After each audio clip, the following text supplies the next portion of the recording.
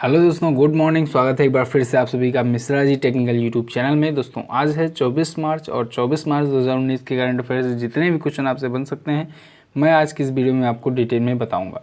तो आगे बढ़ने से पहले आपसे रिक्वेस्ट है कि अगर आप हमारे चैनल पर पहली बार आए हो तो सब्सक्राइब जरूर कर लेना। सब्सक्राइब करके बेल आइकन को जरूर प्रेस कीजिएगा, जिससे जैसे ही मैं कोई वीडियो अपलोड करूँ तो तुरंत आपको उसका नोटिफिकेशन मिल जाए। इस वीडियो की PDF फाइल आपको टेलीग्राम ग्रुप में मिल जाएगी, तो आप लोग वहाँ से PDF फाइल भी डाउनलोड कर सकते हैं। चलिए देखते हैं दोस्तों लास्ट डे का क्वेश्चन। लास्ट डे का पहला क्वेश्चन था, हाल ही में किसे तमिलनाडु के लिए विशेष व्यय पर्यवेक्षक नियुक्त किया गया है। तो स्पेशल एक्सपेंडिचर सुपरवाइजर नियुक्त किया गया था तमिलनाडु के लिए अभी हाल ही में मधु महाजन को। ठीक है, शैलेंद्र हांडा जो थे इनको महाराष्ट्र के लिए नियुक्त किया गया था। नेक्स्ट था, वैश्विक प्रसन्नता रैंकिंग में यानी कि ग्लोबल हैप्पीनेस इंडेक्स में रैंकिंग में इंडिया को कौन सा स्थान मिला है। तो इंडिया को मिला है 140वां। क्लियर है इतना। तो इन दोनों क्वेश्चन के बारे में जिन लोगों ने डिटेल में आंसर किया है उनके नाम मैं आपको वीडियो के एंड में बताऊंगा। चलिए देखते हैं आज का पहला क्वेश्चन। आज का पहला क्वेश्चन है, विश्व टीबी दिवस कब मनाया जाता है। तो वर्ल्ड टीबी डे दोस्तों मनाया जाता है प्रत्येक वर्ष 24 मार्च को, यानी कि आज ये मनाया जाएगा विश्व टीबी दिवस, वर्ल्ड टीबी डे। टीबी का फुल फॉर्म क्या होता है। टीबी का फुल फॉर्म होता है ट्यूबरकुलोसिस। ठीक है, ये एक बीमारी होती है जो जीवाणुओं से होती है, बैक्टीरिया से होती है। ठीक है, बैक्टीरिया की वजह से होती है। तो अब इसे मनाया जाता है इसकी रोकथाम के लिए।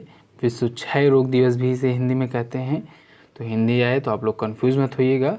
विश्व क्षय रोग दिवस, विश्व टीबी दिवस एक ही है। अब बात आती है कि मनाया क्यों जाता है। तो दोस्तों ये मनाया जाता है लोगों के बीच में अवेयरनेस फैलाने के लिए, जागरूकता बढ़ाने के लिए इस रोग के बारे में, जिससे इसमें ज़्यादा से ज़्यादा लोगों पर इस पर काबू पाया जा सके और इस रोग को फैलने से बचाया जा सके। ठीक है, जब लोग अवेयर होंगे इसके बारे में तो वो सावधानियां बरतेंगे। क्लियर है। अब टीबी से यानी कि ट्यूबरकुलोसिस से कुछ इंपॉर्टेंट पॉइंट आप लोग जाने रखिए जो कि एग्जाम में पूछे जाते हैं, चाहे वो जनरल साइंस से ले लीजिए या फिर ले लीजिए जीके से। ठीक है, तो सबसे पहले टीबी होता किससे है, बैक्टीरिया द्वारा फैलता है। ठीक है, बैक्टीरिया द्वारा जनित ये रोग होता है टीबी। 1882 में यानी कि 1882 में सबसे पहले रॉबर्ट कोच ने टीबी के जीवाणुओं की खोज की थी, टीबी की बैक्टीरिया की खोज की थी। ठीक है, टीबी का पूरा नाम मैंने बताया ट्यूबरकुलोसिस। और इस बार के वर्ल्ड टीबी डे यानी कि विश्व टीबी दिवस का थीम रखा गया है इट्स टाइम। क्या रखा गया है, इट्स टाइम। क्लियर है इतना। चलिए नेक्स्ट देखते हैं। नेक्स्ट है, हाल ही में शहीदी दिवस कब मनाया गया। तो अभी हाल ही में शहीद दिवस मनाया गया दोस्तों 23 मार्च को। कब मनाया गया, 23 मार्च को मनाया गया शहीद दिवस। और ये क्यों मनाया गया दोस्तों, क्योंकि आप सभी को पता होगा हमारे महान क्रांतिकारी सेनानी भगत सिंह, राजगुरु और सुखदेव जी, इन तीनों को इसी दिन श्रद्धांजलि दी जाती है 23 मार्च को। और क्यों दी जाती है, क्योंकि 23 मार्च को सन 1931 में इन तीनों को लाहौर के सेंट्रल जेल में फांसी की सज़ा सुनाई गई थी। और क्यों सज़ा सुनाई गई थी, क्योंकि इन्होंने 8 अप्रैल 1929 को, कब, 8 अप्रैल 1929 को अपने साथियों के साथ इन्होंने केंद्रीय विधानसभा में बम फेंक दिया था। तो बम फेंकने के बाद इंकलाब जिंदाबाद का नारा ये लोग लगा रहे थे, तो वहीं पर इनको गिरफ्तार कर लिया गया और 23 मार्च 1931 को लाहौर के सेंट्रल जेल में फांसी की सज़ा सुनाई गई। तो इन्हीं तीनों महान क्रांतिकारी सेनानियों की याद में हम लोग 23 मार्च को इनको श्रद्धांजलि देते हैं। क्लियर है इतना। चलिए नेक्स्ट देखते हैं। नेक्स्ट है, 25 मार्च को राष्ट्रपति किस देश की यात्रा पर जाएंगे। तो 25 मार्च को दोस्तों यानी कि कल हमारे राष्ट्रपति रामनाथ कोविंद जी क्रोएशिया, बोलीविया और चिली, इन तीनों देशों की यात्रा पर जाएंगे। यानी उपरोक्त सभी ऑप्शन आपका करेक्ट होगा। इन तीनों देशों में दोस्तों राष्ट्रपति रामनाथ कोविंद जी जब जाएंगे तो वहाँ पर व्यापार जैसे कुछ मुद्दों पर बात करेंगे, वहाँ के राष्ट्रपति और PM लोगों से मिलेंगे, मुलाकात करेंगे। ठीक है, क्रोएशिया आया है तो आपको क्रोएशिया से एक पॉइंट याद रखना है हमेशा कि 2018 में अभी जब हुआ था फीफा वर्ल्ड कप का आयोजन मॉस्को में, रूस में, तो फिर क्रोएशिया रही थी रनर अप टीम। क्या रही थी, क्रोएशिया रनर अप टीम रही थी, यानी कि फाइनल मैच हार गई थी, सेकेंड विजेता रही थी। फर्स्ट कौन था, यानी कि फाइनल कौन जीता था, तो फीफा वर्ल्ड कप का फाइनल जीता था फ्रांस ने क्रोएशिया को 2-1 से हरा करके जीता था। तो इसी वजह से क्रोएशिया रनर अप टीम रही थी, इसको भी आप लोग को याद रखना है। ठीक है, क्रोएशिया की राजधानी क्या होती है, क्रोएशिया की राजधानी होती है जाग्रेब। क्या होती है? जाग्रेब होती है क्रोएशिया की राजधानी। क्लियर है इतना? चलिए अब नेक्स्ट देखते हैं। नेक्स्ट है, हाल ही में किस देश ने 5वीं बार SAFF महिला चैंपियनशिप जीता? तो अभी हाल ही में दोस्तों इंडिया ने जीता है SAFF महिला चैंपियनशिप का खिताब, वो भी 5वीं बार। ठीक है, इंडिया ने जीता है। SAFF क्या होता है? SAFF यानी कि साउथ एशियन फुटबॉल फेडरेशन। क्या? South Asian football federation. तो इसके महिला चैंपियनशिप का खिताब 5वीं बार जीत लिया है इंडिया। ठीक है, इंडिया ने नेपाल को हरा करके जीता है। तो नेपाल को इंडिया ने 3-1 से हराया है, इसको भी आपको याद रखना है। तो इंडिया ने 5वीं बार ये खिताब जीत लिया है। क्लियर है इतना? चलिए नेक्स्ट देखते हैं। अगला क्वेश्चन है, हाल ही में टाटा कॉफ़ी ने किसे अपना MD और CEO नियुक्त किया? तो अभी हाल ही में टाटा कॉफ़ी ने दोस्तों अपना MD और CEO चुना है चाको पुराइकल थॉमस को। किसे? चाको पुराइकल थॉमस को चुना है अपना नया MD और CEO। इससे पहले कौन थे? तो इससे पहले थे संजीव सरीन। कौन थे? संजीव सरीन। क्लियर है? तो चाको पुराइकल थॉमस अब MD और CEO बन जाएंगे टाटा कॉफ़ी के 1 अप्रैल से। 1 अप्रैल 2019 से ये अपना पदभार ग्रहण कर लेंगे। क्लियर है? चलिए नेक्स्ट देखते हैं। अगला क्वेश्चन है दोस्तों, हाल ही में कौन सी airline International Air Transport Association में शामिल हुई? तो अभी हाल ही में स्पाइस जेट एयरलाइंस दोस्तों इंटरनेशनल एयर ट्रांसपोर्ट एसोसिएशन यानी कि IATA में शामिल होने वाली पहली भारतीय एयरलाइंस बन गई है। भारतीय बजट की पहली एयरलाइंस कंपनी बन गई है IATA में शामिल होने वाली, इंटरनेशनल एयर ट्रांसपोर्ट एसोसिएशन में शामिल होने वाली।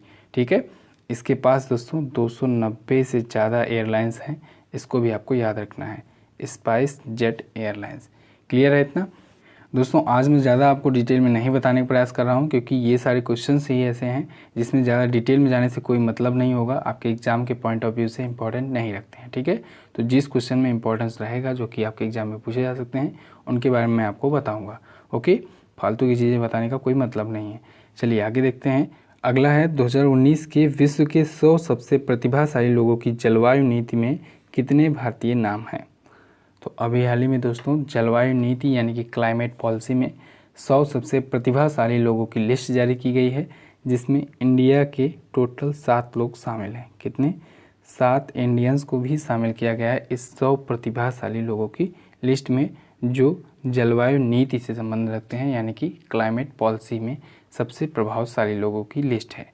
क्लियर है? अब इन 7 भारतीयों में दोस्तों पीयूष गोयल जैसे लोगों को भी शामिल किया गया है, जो हमारे केंद्रीय मंत्री हैं। तो 7 लोगों को शामिल किया गया है। अब ये जलवायु नीति पर लिस्ट क्यों निकाली गई है? ये लिस्ट निकाली गई है दोस्तों उन लोगों पर जो जलवायु परिवर्तन से निपटने के लिए महत्वपूर्ण कदम उठाए हैं।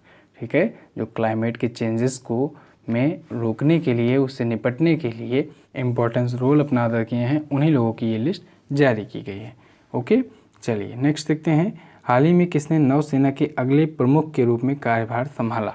तो अभी हाल ही में नौसेना के अगले प्रमुख के रूप में कार्यभार संभाला है दोस्तों करमबीर सिंह जी ने, जो कि हैं वाइस एडमिरल। तो वाइस एडमिरल करमबीर सिंह अब आगे जाकर हो जाएंगे हमारे नए नौसेना के अध्यक्ष। ठीक है, लेकिन ये अभी नहीं होंगे, इसको ध्यान में रखना है, 31 मई के बाद होंगे, क्योंकि जो हमारे करंट टाइम पर हैं एडमिरल सुनील लांबा जी, ये 31 मई को रिटायर हो रहे हैं। तो 31 मई 2019 को जब ये रिटायर हो जाएंगे, तब करमबीर सिंह जो कि हैं करंट टाइम पर वाइस एडमिरल, वो इनका पदभार ग्रहण कर लेंगे, यानी कि हमारे नौसेना के, इंडियन नेवी के नए अध्यक्ष होने वाले हैं। ठीक है, 31 मई को 2019 को। वर्तमान में अगर इनके बारे में बात करें करमबीर सिंह के, तो इमेज में जो दिख रहे हैं आपको, यही हैं करमबीर सिंह जी। ये वर्तमान में पूर्वी नौसेना कमांड के फ्लैग ऑफिसर हैं। ठीक है, तो ये अभी आगे चलकर हो जाएंगे अगली नौसेना के अध्यक्ष। नौसेना आया है तो नौसेना के बारे में मैंने आपको 2 पॉइंट बताया है। एक तो ये नौसेना अध्यक्ष के बारे में याद रखिएगा, दूसरा नौसेना दिवस। नौसेना दिवस दोस्तों मनाया जाता है 4 दिसंबर को। कब मनाया जाता है? 4 दिसंबर को प्रत्येक वर्ष मनाया जाता है नौसेना दिवस। चलिए अब आगे देखते हैं। अगला क्वेश्चन है दोस्तों, हाल ही में पाकिस्तान को किस देश ने $2.1 बिलियन के ऋण देने का फैसला किया है? तो अभी हाल ही में पाकिस्तान को दोस्तों चाइना ने फैसला किया है कि वो $2.1 बिलियन का ऋण देगा, उधार देगा, लोन देगा। ठीक है, $2.1 बिलियन का चाइना देगा। चाइना क्यों देगा? पाकिस्तान को उसकी खराब अर्थव्यवस्था को सुधारने के लिए। तो जैसा कि आप सभी लोग जानते हैं पाकिस्तान की दशा इस समय बहुत ख़राब है। तो यूएई और सऊदी अरब 1 साल पहले भी $1 बिलियन दे चुके हैं। पिछले 1 सालों में $1 बिलियन तक का ऋण यानी कि लोन दे चुके हैं यूएई और सऊदी अरब ने मिल करके। अब $2.1 बिलियन का ये भी फैसला कर लिया है चाइना। चाइना जैसे कि आप सभी लोग देख रहे हैं पाकिस्तान को खूब सपोर्ट कर रहा है हर चीज़ में। ठीक है, तो अब पाकिस्तान आया है तो पाकिस्तान के बारे में हम लोग थोड़ा सा देख लेते हैं। इमेज में देख लीजिए, ये रहा पाकिस्तान। पाकिस्तान की राजधानी इस्लामाबाद, यहाँ के राष्ट्रपति डॉक्टर आरिफ अलवी, यहाँ के पीएम इमरान खान, यहाँ की मुद्रा पाकिस्तानी रुपया, संसद का नाम नेशनल असेंबली। चाइना के बारे में भी थोड़ा सा जान लीजिए। चाइना की राजधानी बीजिंग में होना है 2022 का शीतकालीन ओलंपिक खेल यानी कि विंटर ओलंपिक गेम। चाइना के राष्ट्रपति शी जिनपिंग, चाइना की मुद्रा रेनमीबी, चाइना की संसद का नाम होता है पीपुल्स कांग्रेस। क्लियर है इतना? चलिए नेक्स्ट देखते हैं। नेक्स्ट है दोस्तों, हाल ही में किस राज्य सरकार ने ओला कैब पर 6 महीने का प्रतिबंध लगाया है? तो अभी हाल ही में दोस्तों कर्नाटक गवर्नमेंट ने ओला कैब जो चलती है उस पर 6 महीने का बैन लगा दिया है। अब ये बैन क्यों लगाया है? कर्नाटक गवर्नमेंट के अनुसार दोस्तों ओला कैब जो है ये वहाँ की यानी कि कर्नाटक की लाइसेंस शर्तों को पूरा नहीं कर रही थी, यानी कि वहाँ के शर्तों का उल्लंघन कर रही थी, क्राइटेरिया का उल्लंघन कर रही थी लाइसेंस के। इसी वजह से 6 महीने के लिए कर्नाटक में बैन लगा दिया है कर्नाटक सरकार ने ओला कैब पर। ठीक है, ओला कैब के जो एग्रीगेटर लाइसेंस होता है उस पर बैन लगा दिया है। अब आया है कर्नाटक। कर्नाटक के बारे में हम लोग थोड़ा सा जान लेते हैं। तो कर्नाटक की राजधानी होती है बेंगलुरु, जिसे हम लोग जानते हैं इलेक्ट्रॉनिक शहर के नाम से। कर्नाटक के करंट टाइम पर सीएम हैं एच.डी. कुमारस्वामी। कर्नाटक के करंट टाइम पर गवर्नर हैं दोस्तों वजुभाई वाला। और कर्नाटक हाईकोर्ट के चीफ जस्टिस हैं दोस्तों करंट टाइम पर लिंगप्पा नारायण स्वामी। कौन है? लिंगप्पा नारायण स्वामी हैं जो कि अंतरिम चीफ जस्टिस हैं। ठीक है, तो अब कर्नाटक से एक पॉइंट आपको और याद रखना है। कर्नाटक में ही है दोस्तों बेलगावी। क्या है? बेलगावी पड़ता है कर्नाटक में। और बेलगावी में है दोस्तों 1924 में हुआ था एक कांग्रेस का अधिवेशन। और उस अधिवेशन में वह एकमात्र कांग्रेस का अधिवेशन था जिसकी अध्यक्षता की थी हमारे राष्ट्रपिता महात्मा गांधी जी ने। ठीक है, तो बहुत बार ये क्वेश्चन पुटअप हुआ है एग्जाम्स में कि कांग्रेस के किस अधिवेशन की अध्यक्षता महात्मा गांधी जी ने की थी। तो 1924 में दोस्तों याद रखिएगा, इसको बहुत इंपॉर्टेंट है।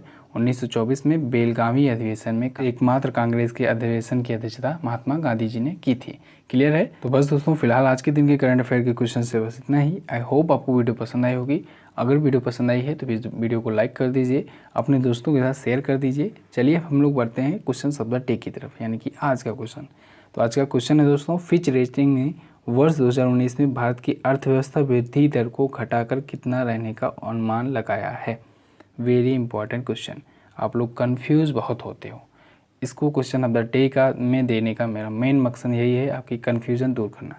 मैंने कल आपको 2019 के, 2020 के और 2021 की रेटिंग के बारे में बताया था। तो कुछ लोग किसी अदर प्लेटफॉर्म से केवल 2019 का ही देख कर आए हुए थे, तो वो लोग काफ़ी ज़्यादा कंफ्यूज थे। मैंने क्वेश्चन में 2020 का पूछा था और एक्सप्लेन मैंने तीनों ईयर का किया था। तो जो लोग कल की वीडियो ध्यान से देखे होंगे उनका कन्फ्यूज़न बहुत अच्छे से क्लियर हुआ होगा। फिच ने तीनों ईयर के लिए अपनी रेटिंग हटा करके पब्लिश की थी। तो हुआ ये कि जो जहाँ भी कोई जो देखा होगा अदर प्लेटफॉर्म पे जहाँ पर भी, तो वो केवल 2019 का देखा होगा, इसी वजह से वह कंफ्यूज था। तो इन तीनों ईयर के लिए फिच रेटिंग निकाली थी और तीनों ईयर के बारे में मैंने आपको बताया था। तो आपको कंफ्यूज नहीं होना है। आज मैं जो क्वेश्चन पूछा हूँ वो 2019 के लिए है। तो 2019 जो होगा ये 1 अप्रैल से जैसे जो शुरू होता है वित्तीय वर्ष हमारा 1 अप्रैल से 31 मार्च तक चलता है। तो 1 अप्रैल 2019 से लेकर के 31 मार्च 2020 तक जो चलेगा उसके बारे में मैंने आपको पूछा है। ठीक है, तो इसके बारे में आपको बताना है। तो कल की वीडियो अगर आप लोग ध्यान से देखे होंगे तो आई एम श्योर आपका कन्फ्यूज़न क्लियर होगा और आप लोग बहुत अच्छे से आंसर कर लेंगे। तो इसीलिए आपसे रिक्वेस्ट है कि आप लोग वीडियो को ध्यान से देखा करो। वीडियो को अगर ध्यान से देखोगे तो आपको कन्फ्यूज़न नहीं रहेगी। नेक्स्ट है, दुनिया की सबसे लंबी बलुआ पत्थर की गुफा कहाँ स्थित है? इन दोनों क्वेश्चन के बारे में जो लोग डिटेल में लिखेंगे उनके नाम मैं आपको अगली वीडियो में बताऊँगा। चलिए हम लोग उन लोगों के नाम बता देते हैं जो लोग कल की वीडियो के जो क्वेश्चन था उसके बारे में डिटेल में आंसर किया था। उनके नाम है दोस्तों जिलानी मिर्ज़ा, लक्ष्मी पचरवाल, कामिनी मिश्रा, नेहा सिन्हा, अमरजीत, आतिफ खान, अनामिका परिहार, दिलीप कुमार यादव, पप्पू सिंह, मंटू कुमार, रवि सिंह, नरेश चंगल, दीपेंद्र सिंह, आकांक्षा कुमारी, कृपाराम चढ़ार, महेंद्र हेमब्रोम। तो इतने लोगों ने डिटेल में आंसर किया है। आप लोग भी ऐसे ही डिटेल में आंसर किया करो। जो लोग टॉप 15 होंगे उनके नाम मैं आपको अगली वीडियो में बताया करूँगा। तो बस दोस्तों फिलहाल आज की इस वीडियो से बस इतना ही। सब्सक्राइब कर लीजिए चैनल को अगर आप हमारे चैनल पर पहली बार आए हैं। बेल आइकन को जरूर प्रेस कीजिएगा, नहीं तो वीडियो की नोटिफिकेशन आपको नहीं मिल पाएगी। और अगर आप लोग PDF फाइल डाउनलोड करना चाहते हो तो आपको सभी PDF फाइल हमारे टेलीग्राम ग्रुप पर मिल जाएगी। तो टेलीग्राम ग्रुप से जुड़ने के लिए आपको करना क्या होगा, टेलीग्राम ऐप डाउनलोड करना होगा और मिश्रा जी टेक्निकल सर्च करके उस ग्रुप से जुड़ जाना होगा। मिलते हैं दोस्तों अगली वीडियो में, तब तक के लिए नमस्कार, जय Hind, Vande Mataram. Subscribe now and press the bell icon. Never miss an update.